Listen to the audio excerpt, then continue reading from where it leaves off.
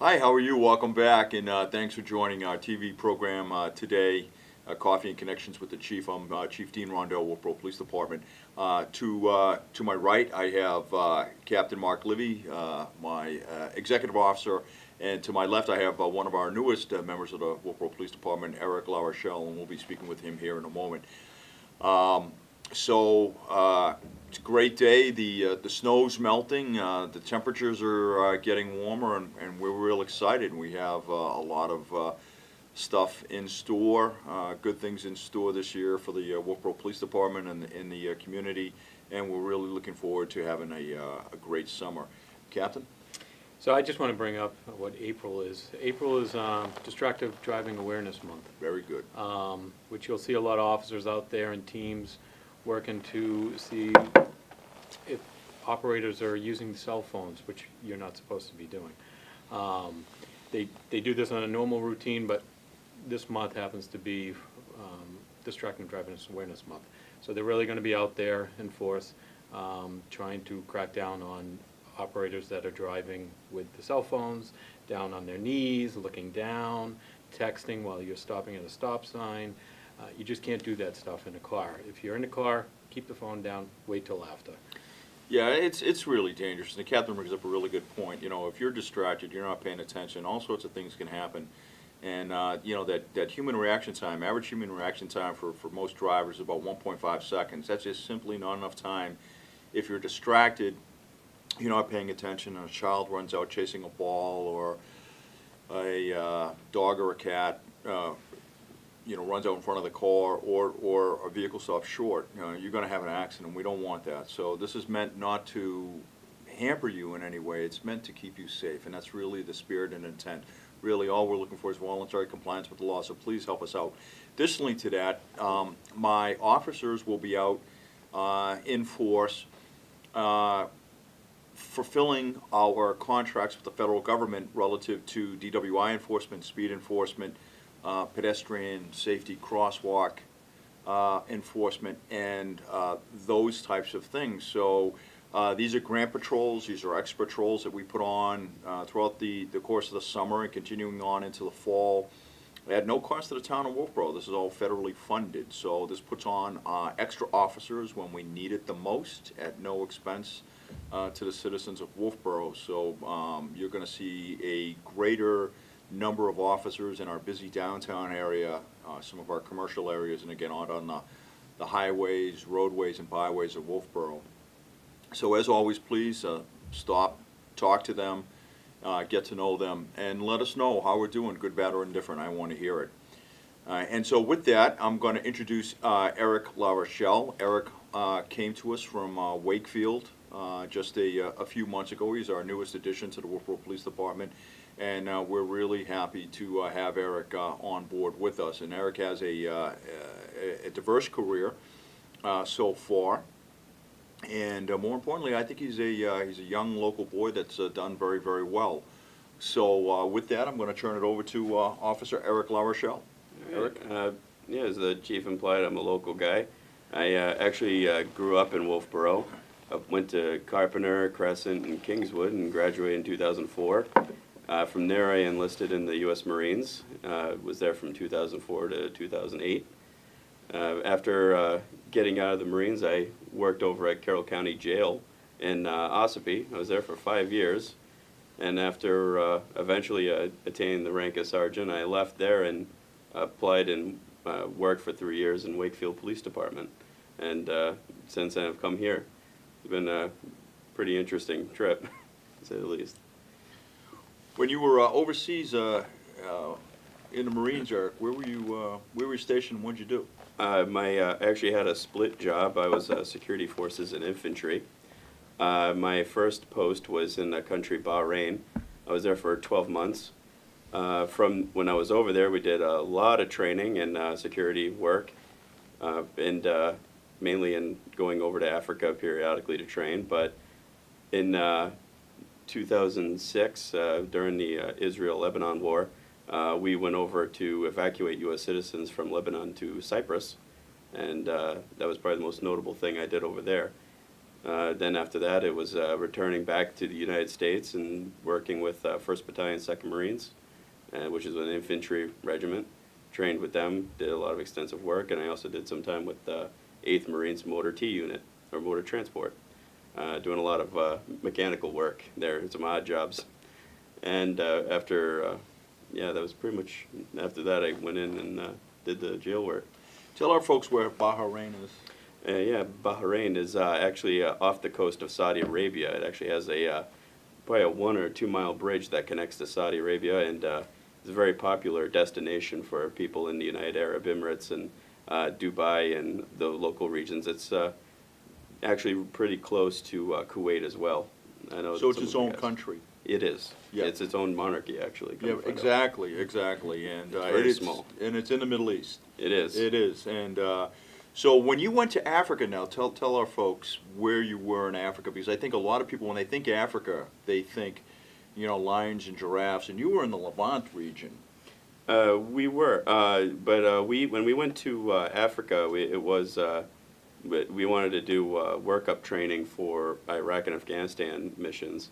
So we went to Djibouti, Africa, which is On the border of Somalia. yeah, it was right on the border of Somalia. I think even at some point we had to go by a lot of Somalis people who were kind and different, or not so much. Yeah, so just so our folks know, so when you hear the word Levant region, or when you hear them talking about Africa, what they're talking about is really the North African piece of the continent. So they're talking about the Levant region would be that North Africa piece, and that borders on the Mediterranean. That's all called the Levant, and that's where, you know, sometimes you hear ISIS, right, the Islamic State in Syria, oftentimes referred to ISIL, Islamic State in Levant. So that's what that Levant portion is talking about, that North African portion. If you have Europe over here, you have France, and then you have Italy, and you have the Mediterranean at one time was known as a Roman lake. Then on the other side of that, you know, where, you know, you've got Syria and you've got Israel and you've got Lebanon and so forth, that all of those countries on that North African side of the Middle East and then North Africa all form what is called the Levant. And that's what, you know, that's what that means, and that's what that refers to. I don't think a lot of people really know that. Yeah, so you've had a very diverse career. How many years with Wakefield PD? Wakefield, it was 3 years. 3 years with Wakefield PD. So, what is it that when you're out on patrol, Eric? What is it that you're really looking for? Really looking for, it's speeders, inspections, registrations, mostly reckless operations. Obviously, looking out for anything, any minute detail, but the key things I'm usually on the lookout for is the stuff that's really going to potentially harm somebody else. Right. Yeah. So there you have it. I mean, that's what our guys are doing out on a daily basis. So if you had one piece of advice to give our folks, what would you say, Eric? Stop at stop signs and use blinkers. Those two little things can solve a lot of headache. So voluntary compliance? Yes. Excellent. And the other thing Eric's going to be doing is the mountain bike patrol this summer. Yes, that's right. So he actually just got all the bikes and brought them down to Nordic Skier. Yep. That was, and they're preparing our bikes for the summer, getting them all ready. So you'll be seeing Eric, Officer Officer LaRochelle, Officer Swift, and Sergeant Archibald this summer down there on the mountain bike. Yeah, it should be fun. Excellent. Eric, what are your thoughts on community policing? Big fan. Why? Because it's actually probably the most advantageous way of trying to prevent things from actually happening. You hit a really good key point there in prevention. It's all about prevention. That's one of the things that we're doing out there on a daily basis. Is you know, and I wish there was a better way to be able to measure just the presence of my officers and what they prevent on a daily basis. We'll never know that. I haven't figured that out. If someone has a way to figure this out, call me. Please call me directly, because I want to know how to capture that. And that's one of the reasons why we apply for these grants year after year, and we don't always get them, but we do apply for them, and that's why I'm a big believer in getting the cruisers out into the areas that normally aren't patrolled, And it's a challenge, right, because we're in a resource-constrained environment. Eric also hit the key on the head with community policing, and we follow in this police department the tenets of community policing because we need the community to help us. We want the community to help us. We want citizen input. Citizens and residents have great ideas about how to do things and do things better, do things more efficiently. And I want to hear what those ideas are. And lastly, I just want to say, look, we're not perfect, right? I'll be the first one to admit we are not perfect. But I want to know how to do it better. I want to know how to get better. And so please contact us. If you've got a good idea, if you got an experience, you want to share it with me, good, bad, or indifferent, I want to know. The captain wants to know, you know, what we're getting right, what we're getting wrong, and how to get better, all right? And it doesn't have to always be a negative, but if it is, that's fine. I mean, we'll deal with it and we'll fix it. But tell us what we're getting right. Let me know what right looks like, because I may not necessarily always know what right looks like, and I need your input, right? And that's very important. So it's a two-way street. I want to know how to serve you folks better, and my officers want to know how to serve your folks better. And again, I echo what Eric said. You know, all of us are followers in the tenets of community policing and community action-oriented policing. We want the community's input, and we need the community's input. I can't do this job simply by myself. My men can't do it by themselves either. We need your help. So you see something, you want to report something, we're all ears. Even if it is something seemingly innocuous or insignificant, it may speak volumes. Don't worry, we'll never say, well, gee, that was goofy, why did you say? We'll never say that.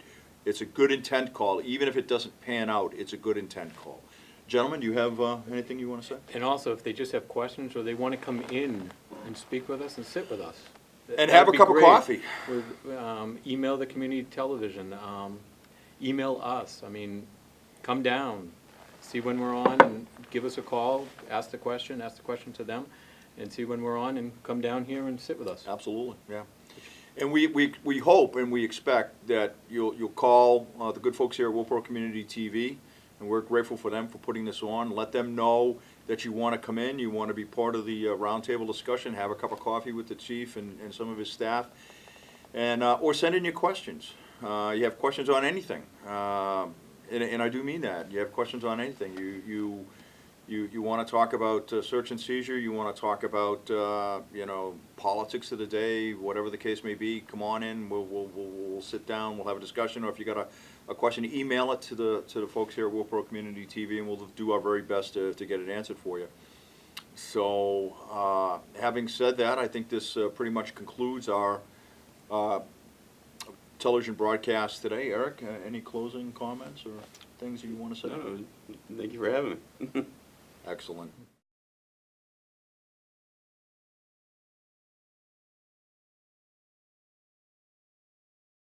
Hi, this is Chief Dean Rondeau with your safety tip of the month, and for the month of May I want to remind all of our drivers that children and bicyclists will be coming out of a long winter period, and they're anxious to get out on the roads and the highways and byways, so just be mindful of them.